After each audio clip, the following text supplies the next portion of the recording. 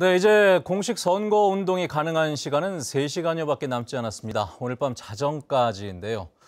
물론 그 결과는 내일 지켜봐야겠습니다만은 이번 지방선거는 지난 선거와 다른 점들이 유독 많았다는 평가가 많습니다. 어떤 특징들이 있었는지 조인호 기자와 함께 정리를 해보도록 하겠습니다. 안녕하십니까? 네. 자, 이 예비후보 등록 때부터 시작하면 120일간의 대장정이었습니다. 이번 지방선거를 되돌아봤을 때 가장 큰 이슈라고 할 만한 것은 어떤 게 있었을까요? 네, 전국적으로도 그렇습니다만 이른바 적폐청산이 이번 선거에서는 가장 중요한 프레임이 됐습니다.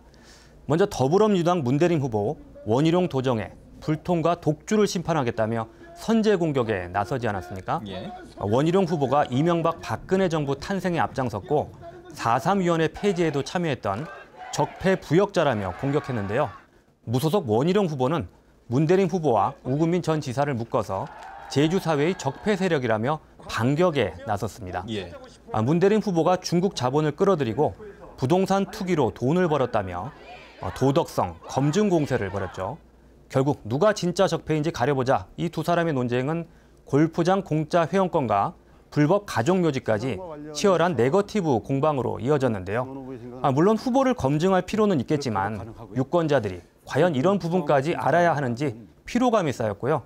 뚜렷한 근거 없이 허위 사실을 유포했다면 법적인 책임도 피할 수는 없을 겁니다. 예, 그런 점들 때문에 이 정치 혐오로 가는 것은 아니냐 이런 걱정들도 많았습니다만은 어쨌거나 선거가 끝난 뒤에도 이 후유증이 우려되는 부분이기도 합니다.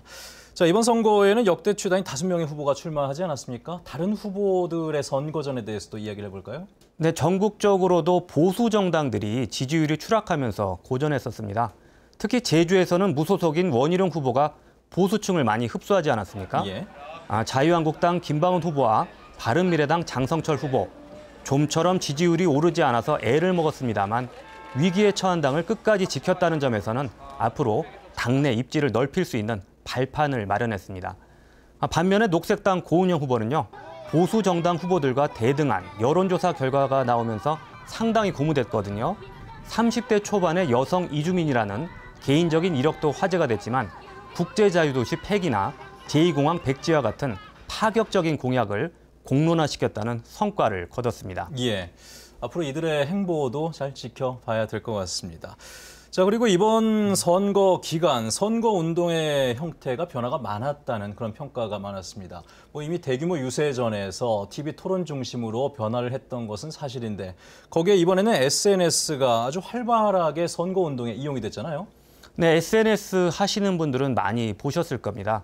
캠프마다 SNS 대응팀을 만들어서요, 자기 후보를 홍보하거나 상대방을 공격하는 이른바 짤방, 이미지나 동영상을 만들었습니다. 예. 저도 이렇게 보면 하루에 수십 개씩 올라오더라고요. 저도 많이 받아봤습니다. 특히 SNS로 연결된 사람들은 같은 지역에 사는 경우가 많지 않습니까? 예. 이러다 보니까 여기서 후보들의 입소문이 퍼지게 되는 거죠.